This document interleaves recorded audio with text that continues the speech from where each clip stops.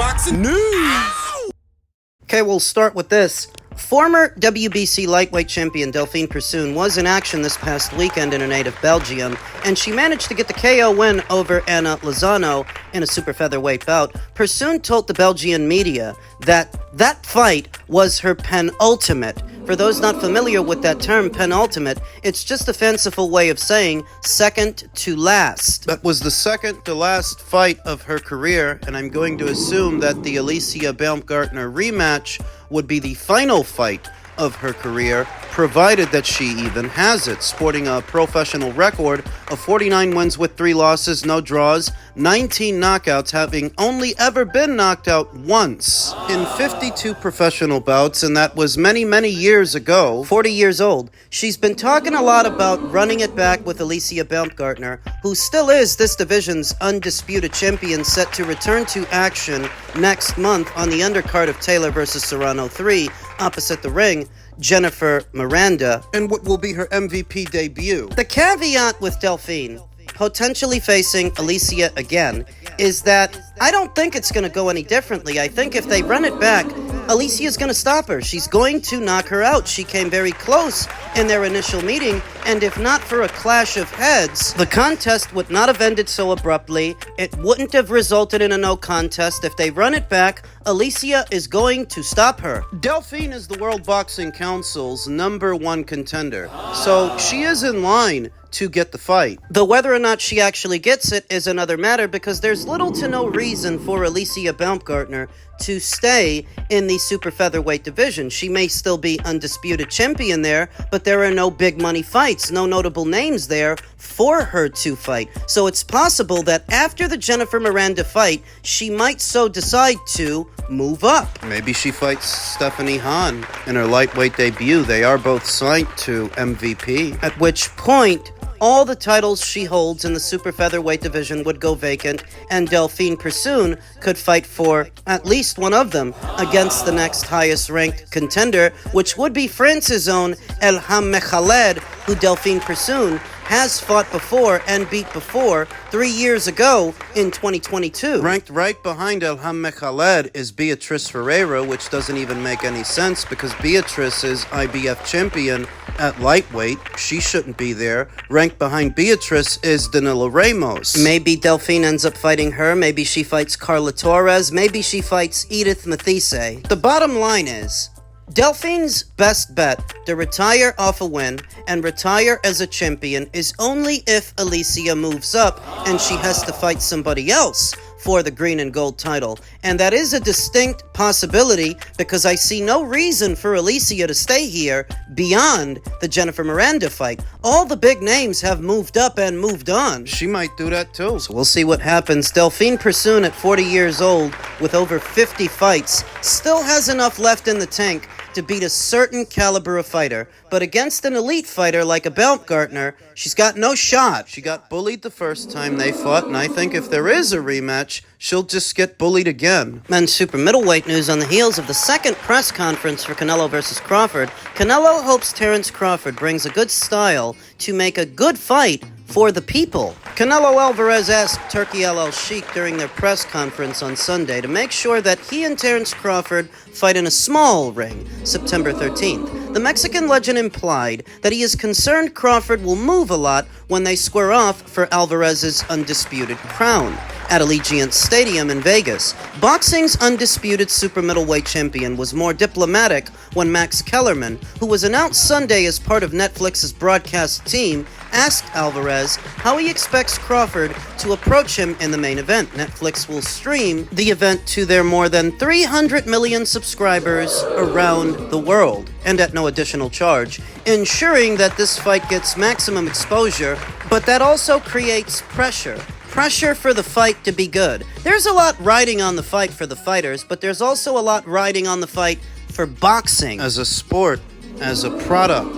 You don't want to get up there on a stage this size and end up with another William Skull kind of fight. That'd be a very bad advertisement for boxing. Canelo said, "I don't know what fight he's going to make, but I'm going to prepare myself for every style he brings." Alvarez said during their press conference at the Javits Center in New York, I hope he brings a good style to make a good fight for the people. That's what I want. If not, I'm gonna do my best to win every round. Alvarez invited criticism from frustrated fans who felt he didn't do his best in his last fight to try beating a reluctant Cuban in William Skull. The former IBF super middleweight title holder rarely engaged with Alvarez and seemed content to just go the distance with the heavily favored four-weight world champion. Skull's safe strategy seemed indefensible because that was the biggest opportunity of his career, but Alvarez didn't make much of an effort to cut off the ring either. No, he cut it off. He cut it off just fine, but the other guy was content staying on his bike for 36 minutes. Together, they only threw 445 punches, a record low for 12-round bouts CompuBox has logged in its 40 years of existence. Alvarez only landed 56. Only one more punch than Skull, but he still won by scores of 119-109, 116-112, and 115-113. Crawford assured Alvarez again on Sunday that their fight won't remotely resemble his unbelievably boring bout with Skull. No matter how big the ring is when they meet, Crawford promised Alvarez that he won't be difficult to find. The only running that I'ma do is running upside his head, Crawford cracked, and I can assure you that facts. And he's got a big head too. Pressure. Canelo is under more pressure to win this fight than Terence Crawford because going in he has every conceivable advantage. He's been at this weight much longer. He's been more active within the last calendar year. He's younger than Terence Crawford by a few years. They're both courting retirement, but I would say Terence is much closer to his than Canelo. Canelo is arguably under even more pressure to perform and deliver a fan-friendly performance than Terence because of all these advantages. The four-division champion from Omaha, Nebraska is moving up 2 weight classes from the junior middleweight division to the super middleweight maximum of 168, but he believes he has the power to hurt Alvarez. Gotta see it to believe it. Guadalajara's Alvarez has never been knocked out in 67 professional fights. His lone losses were a 12-round majority decision defeat to Floyd Mayweather in September of 2013 at the MGM Grand Garden Arena in Las Vegas, and a 12-round unanimous decision loss to Dimitri Bivol in May of 2022 at Las Vegas's T-Mobile Arena. Crawford has won 11 of his last 12 bouts by knockout or technical knockout. He's only a slight underdog against Alvarez, minus 185, plus 150, even though he's moving up 14 pounds. Crawford, 41-0 with 31 KOs,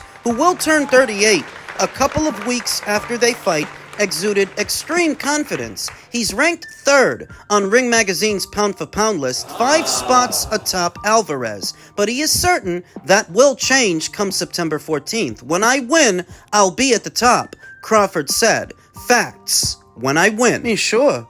If he can pull off this miracle, he would be worthy of a number 1 or at minimum a number 2 rank on most pound-for-pound lists. I would agree with that, but that's if he wins. And the manner in which he wins, or the manner in which he loses, are both of some significance because of the size of the stage, the platform they're on. Circling back to that aspect of this fight. So here you have a fight that's being made available to over 300 million people around the world at no additional charge between what are supposed to be 2 of the very best boxers in the world. And if for any reason 2 of the very best boxers in the world can't deliver all those subscribers, all those viewers at home, a fan-friendly and memorable experience, it is a black eye on the sport of boxing, more so than the William Skull fight, many times over than the Haney versus Ramirez fight, because these 2 guys are being paid a lot of money to do this. It's on a much bigger stage than any other fight happening this year, and it comes to us at a time when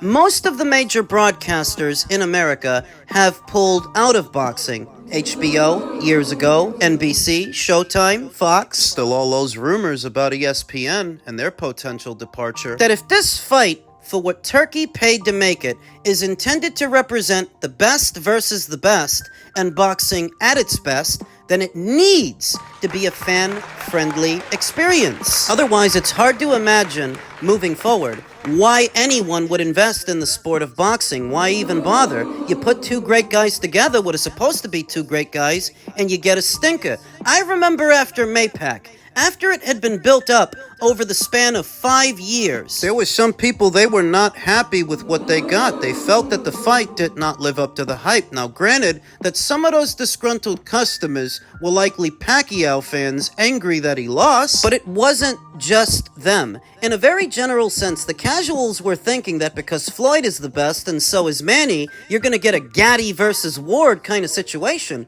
And that's not what that was. It was a very anticlimactic fight. The observations of casuals are usually off base, but in a very general sense, you still need the patronage of those casuals. You still need their wallets, their money. I saw some people say immediately after the fight and in the years that followed, that fight hurt the sport of boxing, and I see what they meant. The casual observer, after having experienced that fight, may not even get up for the sport of boxing, irrespective of what boxing match is being promoted, because they'll always come back to that Maypac fight, and how it was built up over 5 years just for it to be anticlimactic. And I hope that's not the case with Canelo and Crawford. It hasn't been built up as long as that fight was. But they did spend a hell of a lot of money to make it. They secured the biggest platform for it to happen on, promoting the hell out of it across DAZN, Ring Magazine, UFC, WWE. They're making sure that everybody knows when and where it's happening. It's for that reason that it needs to be good. You know, there's lots of fights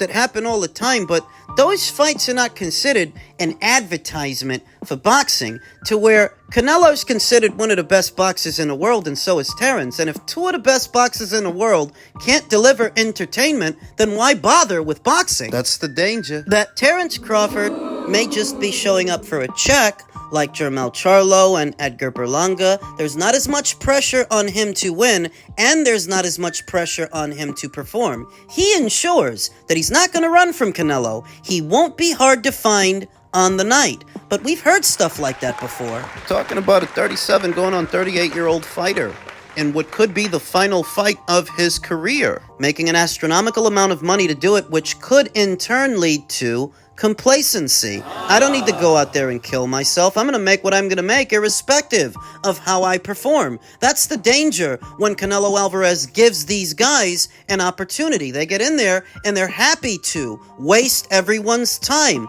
Waste Canelo's, waste the audiences. They don't care because of the money they're making. Even when it hurts the sport is a product. They can care less. So I just hope that Terence makes good on his word, and win or lose, he gives it a go. He gives a good effort, because that's all people are asking for, is effort. This weekend, going head-to-head with the Jake Paul versus Chavez pay-per-view, Deontay Wilder comes off the shelf, and this time, it's all for himself. It's only a comeback when you retire, and then you come back, you feel me? The terminology is always wrong. I say it when people use the wrong terminology all the time. They think when someone has left the ring for a significant amount of time, and they return, they feel like it's a comeback. But it's never a comeback. It's always just returning to the ring. You leave the ring and you return to it. And in this business, you need those gaps. A lot of the fighters that started to fight when, say, they was 5, 6 years old, 7 or 8, even 9, I understand how burned out they get at a certain time, and they must leave and then come back. You know, some fighters don't ever leave, he said. They just sit up there and stuff, and over the years, it's just wear and tear upon their body, their mind, and their soul. Then after a while, after boxing is over, when they do have to hang the gloves up, they're screwed up. They can't talk, they can't see, barely. They barely got any job. They can barely support themselves, their family. And think about all those years they risk their lives for others as entertainment, and they ain't got nowhere to go. They can't even afford nothing, even food and stuff. While the same guys that promoted them and managed them, they're still going. They've got Rolls Royces, they've got mansions, and some of them have got private jets. Deontay makes a valid point. I'm not saying that he doesn't, but money management is always one's own responsibility. If you get to the point to where you start making real money and you fritter it away on luxury items, that's really your own fault. And the overhead of your expensive lifestyle after you stop making that kind of money, what do you think is going to happen? Asked why he was boxing on, the 39-year-old Wilder said, because at this point in time, I'm selfish. It's all about me now. I'm doing it all for me. I've still got goals in this business. When I first got into this business, it was to be unified heavyweight champion of the world. I never had the opportunity. Many times it was there to be made, but nobody wanted to give me the opportunities. This from the guy who rejected $100 million to fight Anthony Joshua for undisputed. The nerve of him. But at this point in time, I'm selfish. I want to do it for me. I enjoy what I do, especially when it's 100% me. I've had a lot of things go on in my life that I've stated. Many things inside of the ring, betrayal inside of the ring, being stole from, millions of dollars outside of the ring, the same thing, being betrayed, being manipulated, being stolen from. I can't even calculate the money yet, but God is good though, you understand me? With all those distractions, even still, God is good, and here I am, yet again, to continue. Betrayal inside of the ring. I wonder who he's talking about. You think he's still taking shots at Mark Breland? It's another thing to understand the life of how we fall down, and how the hell do we get back up, he explained. Many human beings don't understand the concept of falling but getting back up. It sounds simple, and it sounds like it should be self-explanatory and a common sense phrase, but a lot of people dissect things differently. It's just like the human race. All of our minds are different. All of our minds receive information and process it differently. You would think what's understood doesn't need to be explained, but sometimes things that have been said go over people's heads because they don't really understand. The terminology goes, if I knew better, I would do better. Understand me? A lot of people just don't know better to even take the first step of trying to do better for themselves. Wilder is not returning to silence the critics, having already put enough food on the table for his family for generations. He's not back for money either. He's back for himself. Call it ambition, call it greed, call it selfish. Wilder is doing it for Wilder. But what is he doing?